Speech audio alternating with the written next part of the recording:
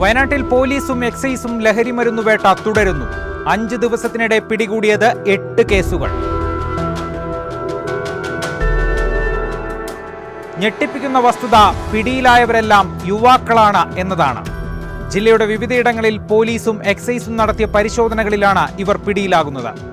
June 1 പോലീസിന്റെ നേതൃത്വത്തിൽ തൊണ്ടനാട് പോലീസാണ് ഈ മാസത്തെ ആദ്യ ലഹരിവേട്ട നടത്തിയത്. കുറ്റ്യാടി സ്വദേശി അഞ്ചൽ റോഷനെ MDMA-യും കഞ്ചാവുമായാണ് അന്ന് പിടികൂടിയത്.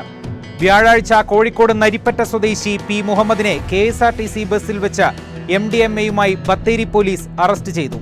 വെള്ളിയാഴ്ച കൽപ്പറ്റ മൈലാടിപ്പാറയിൽ വെച്ച് MDMA കൈവശം വെച്ച ആളെയും കൈമാറിയ ആളെയും കൽപ്പറ്റ പോലീസും ജില്ലാ ലഹരിവിരുദ്ധ സ്ക്വാഡും ചേർന്ന് പിടികൂടി.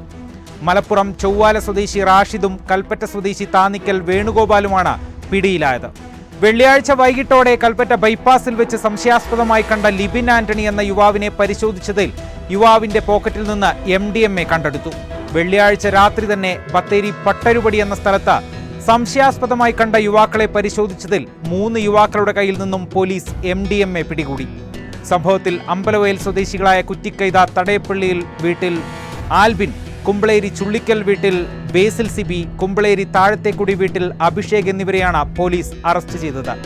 MDMA പോലുള്ള സിന്തറ്റിക് ലഹരിമരുന്നുകളുടെ വർദ്ധിച്ചുവരുന്ന ഉപയോഗം യുവജനങ്ങളെ ലക്ഷ്യമിട്ടാണ് നടക്കുന്നതെന്ന് ഈ കേസുകൾ ചൂണ്ടിക്കാട്ടുന്നു. ലഹരി കേസുകളിൽ പിടിയിലായവർക്കെതിരെ NDPS ആക്ട് ഉൾപ്പെടെ കർശന നിയമ നടപടികളാണ് സ്വീകരിക്കുന്നത്.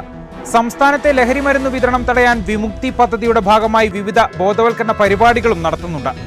എന്നാൽ സിന്തറ്റിക് ഡ്രഗ്സിന്റെ വർദ്ധിച്ചുവരുന്ന ലഭ്യത സമൂഹത്തിന് വലിയ വെല്ലുവിളിയാണ് ഉയർത്തുന്നത്.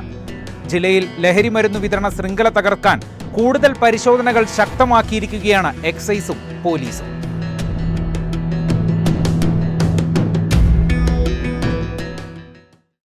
കൂടുതൽ വാർത്തകൾക്കും വിശേഷങ്ങൾക്കുമായി Wayanad Vision Facebook page follow ചെയ്യുക. യൂട്യൂബ് ചാനൽ സബ്സ്ക്രൈബ് ചെയ്യുക.